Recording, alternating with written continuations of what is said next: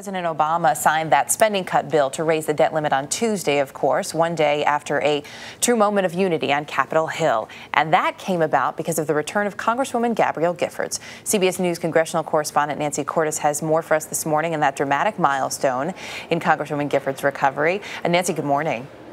Good morning to you, Erica. Congresswoman Giffords is now back in Houston. She traveled there yesterday afternoon, right back into physical therapy, which she undergoes for about 8 hours a day with more homework at night.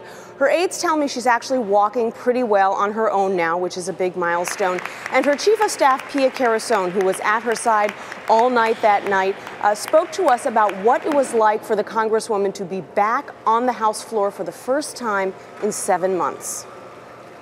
She was just really thrilled to be there. I mean, to be able to stick her voting card in and, you know, vote on the most important bill this Congress so far, potentially in the entire Congress, we'll see, was a very proud moment for her. How would you describe how she felt afterwards? Would it be relief or overwhelmed?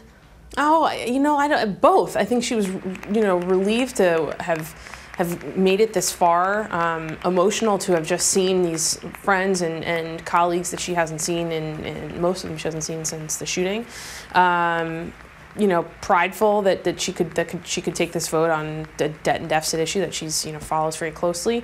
Maybe also a little, you don't want to say sad, but, you know, the reality of setting in that she's got to go back to Houston today because she's got more therapy to do, and it's just, it's been a really tough year for her and for all of us, but, you know, she was happy to be here.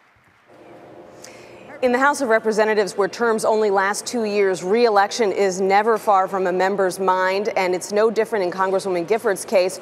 Her aides tell me that Team Giffords is already laying the groundwork for a re-election bid, raising money in case she decides to run again, but that it really is Congresswoman Giffords' decision. It all depends on how much progress she's made when they take a look at next year's re-election bid. Okay, Erica? Nancy Cordes, Forces Morning on Capitol Hill. Nancy, thanks.